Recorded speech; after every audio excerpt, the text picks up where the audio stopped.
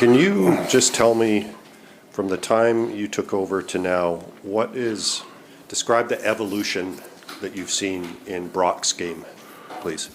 Oh, yeah. Well, I think mentally, he's at a really good place.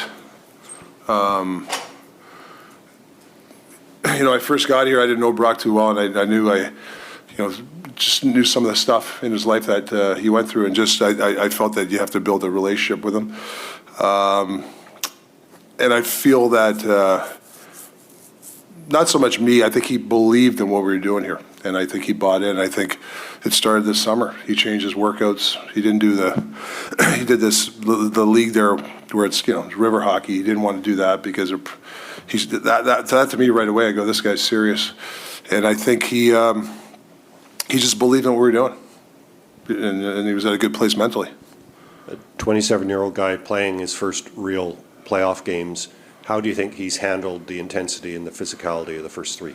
Yeah, I really liked this game yesterday. I think he's gradually kind of seeing what playoff hockey's all about. So I thought yesterday he was one of our better players positionally.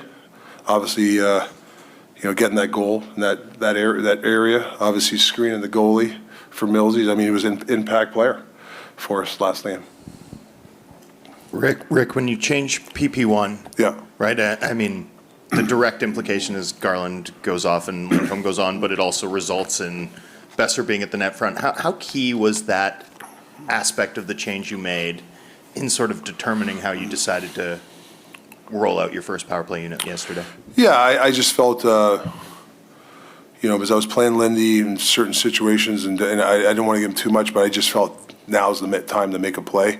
Thought, we had some good, like I said, game two, I know we had some really good looks. I think if we score those empty netters, maybe change it there, but I felt we were a little tight. I thought Lindy going there, and I thought we had a great meeting. We introduced another play, I think, that will help Brock, what you did right before he scored. So having him down low on his forehand helped facilitate that goal. So yeah, having him around the net, and him and Millsy they have a connection. They talk every day. If I'm here, I'm going to shoot this side. I mean, that's a planned shot. It's not just close your eyes. So Millsy was going to that corner because he knows Brock was going to be in that position. Rick, sorry. With just a procedural question, every time you've had Sergei with you this season, as far as I can tell, he's been on the bench, but he's been eye in the sky for you in this series, or certainly yesterday was. What's the thought process? Yeah, we did that about 7-8 games ago, to be honest with you. Just give Gotch a different perspective down up there. He's really come down with some really good information. Him, Yogi, the twins. And sometimes you have too much instruction on the bench is a bad thing. You got to be careful. So I think it's a mixed bag of that stuff. But he's valuable, coming down in the intermissions for sure. With Brock being at that net front, it takes a certain mentality to accept being in that role, to take the whack, take the hacks. Sure. How hard was it to convince him to go there, to be that guy? Well, I think early in the season this year, him getting success kind of, I wouldn't say buy in, but it's helped him kind of, hey, I got to be in net front. Nobody really, net front is a tough position sometimes because you might be there 4 or 5 games, not get anything, and you might be the guy that's screening or whatever. But I think his early success has bought in to be that net front guy for us. Is it something that you've had to sort of reinforce with him? Like you said, it might not happen every game. Just to stay there, you're helping us. It might not happen every game, but then again, you'll have a game like you did last night. Well, there was a stretch where, he was leaking out and he wanted to be, we had him on the one, it's not necessarily I want him there sometimes. It just organically happened, and what happens is you start filtering away from the net. So it's important that you remind him. But he'll remind himself. I mean, the thing with Bess is hockey IQ is really smart. He's one of our best practice. He's one of those guys that I want him to go first in our drills. He usually does the drill right. It's no different than the game where he'll say, "Hey man, I gotta these plays here. I gotta be here. He'll tell you before I even have to tell him. So he's got a really good hockey IQ. Rick, what did you make of the McCarron hit on Casey DeSmith? Yeah. And how fine a line is it to sort of, as a team, lose your mind and go after a guy, but knowing that you're getting a power play out of Yeah. that and ultimately backing off and. Well, it's a little already got a goalie hurt. Listen, sometimes there's collisions with the guy. I get it. I just didn't. I thought he, instead of going straight, he did that one thing at the end. That separates it's accidental to it wasn't accidental. So, I mean, listen, I played a hard game. I don't want to rip on players, but he went this way, so he put his shoulder into Casey. So, yeah. I don't know if you saw, the league fined him $2,000 today.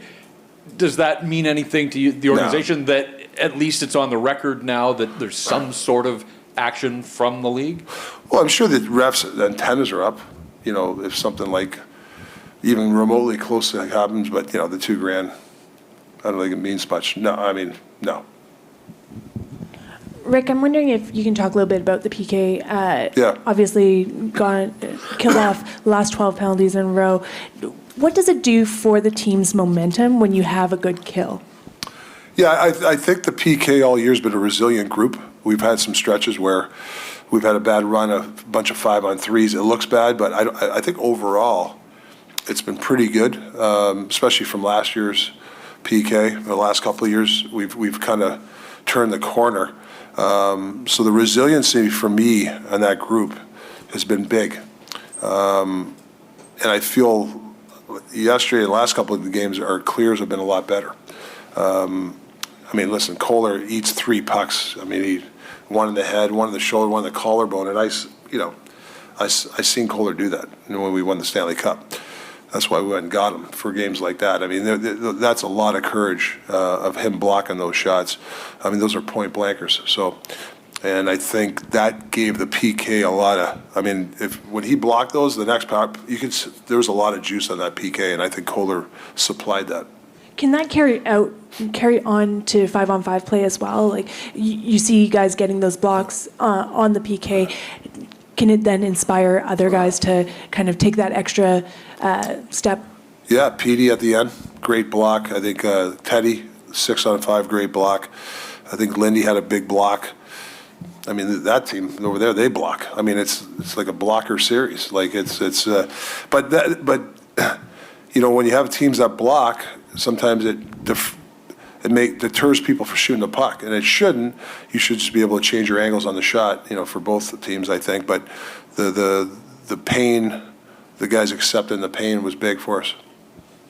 Rick, have you seen any of the videos from last night at home, or did you hear about the watch party at home? I saw a little bit. I think somebody said it to me. It was pretty wild. Yeah, so they had 10,000, Yeah. more than 10,000 fans. It's crazy. What does that mean to you as a coach and to this team to see that the team is on the road, far away, and they still show up the way they do? Well, it just gets you excited, what you have at home, and the support.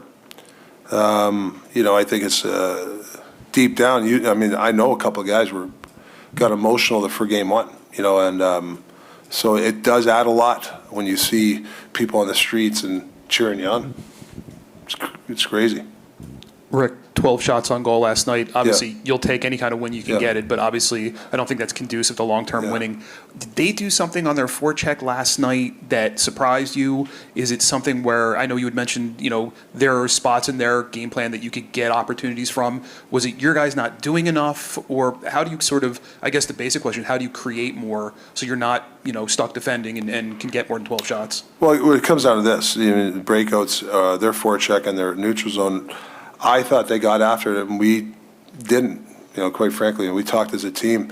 I didn't feel we moved our feet to work back to space. And when you do that, you're disconnected, and all of a sudden, they look good. And credit to them, they look good, but I think we made them look good, I think. And I think it's, if we work a little harder, I think we have to work 5 yards harder to our spots. That will help our breakouts, our neutral zone forecheck. It will make us connected. 5 yards will make us connected. Rick, a bit of a philosophy question for you. It seems like there's a real lack of information around injuries during Yeah. the playoffs this season. Yeah. I'm wondering, from your perspective as a coach, if that kind of lack of information is an advantage or a disadvantage. Well, I think, there's a lot of speculations and a lot of that, and it's hard. People want to know, and, we're instructed not to. But, I just think when things are floated like Denver's knee, it's not the old injury. It's got nothing to do with it, and, you're hearing it is. That stuff kind of bugs me because it takes legs. And then when you say it, maybe people don't believe you, but, that's the information when you start throwing, stuff on the wall and see if it sticks. But I understand that the press, they want to know. I get it. So I feel it. Is the philosophy to not disclose that information to protect the players, like when they come back, so that they're not getting targeted, or what's? I honestly don't know the reason why. It's the NHL. I don't know. They're instructed to lower body, whatever. I don't know why. I know in the NFL, everybody knows. I don't know why. You guys probably know more than I do, other than the fact that I'm not supposed to say it's either lower or high, upper. Sometimes I get confused. I hate roller coasters. I feel fun.